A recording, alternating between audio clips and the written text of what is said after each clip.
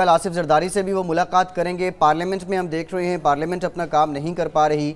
ये अपोजिशन की जमातें मुत्तहिद होकर अगर सड़कों पर निकल आती हैं, एक जानिब अवामी मसाइल हैं, हुकूमत के पास कम वसाइल हैं और एक और मसला खड़ा हो जाएगा, क्या उससे पहले हुकूमत कोई कोशिश करेगी इन्हें कायल किया जाए, इनके तहफ़्फ़ुज़ात मुज़ाकरात की मेज़ पर लाया जाए? जी, मुज़ाकरात की मेज़ पर।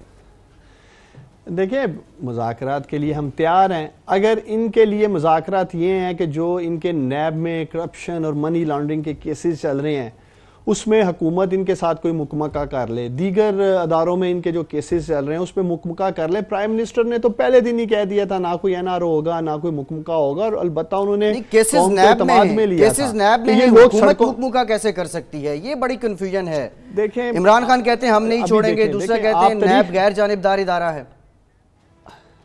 अब बात सुने, नैब गैर जानिबदार इदारा है, हमने किया उसे आके आजाद। 10 साल पिछली तारीख उठा के देख लें किस तरह से ये दोनों जमातें अपने केसेस नैब में मैनेज करते रहे हैं।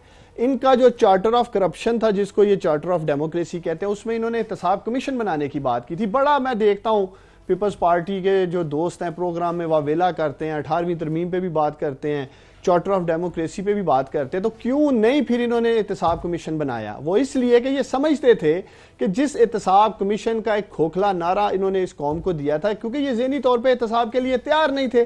पिछले 10 सालों में आप मुझे बताएं निजामी साहब, कोई एक क्लिप निकाल दें मुझे इन दोनों जमातों का जिसमें ये कह रहे हो कि नैब जो है वो काला कानून है, नैब की गुत्थियां कोई और हला रहा है। ऐसा क्या 6 से 8 माह में हुआ है? हुआ यही है कि नैब को आजाद कर दिया गया, पॉलिटिकल इंटरफेरेंस खत्म कर दी गई। और देखिए, जो आपने जरदारी साहब की बात की है, मैं उस पर बात करना चाहता हूँ। जी जी, आपने देखा कि पहले ये ट्रेन मार्च का ऐलान करते हैं, फिर खुद ही कंफ्यूज हो जाते हैं, उसको बटो कारवां का नाम दे देते हैं, और बाद फिर वीडियोज आ जाती हैं सिंध के तकरीबन बहुत सारे ने दिखाया जब एक जमात निजामी साहब तहरीक चलाने के लिए 2000 रुपए दे के लोग लेके आती है, बाद में जैसे आपने देखा कि 200 रुपए दिए गए, इसी तरह बिरयानी के जो डब्बे दिए गए हैं इधर लाहौर में, तो ऐसे बिरयानी के डिब्बों पे 2000 रुपए दे के आप लोग तहरीकें नहीं चला सकते।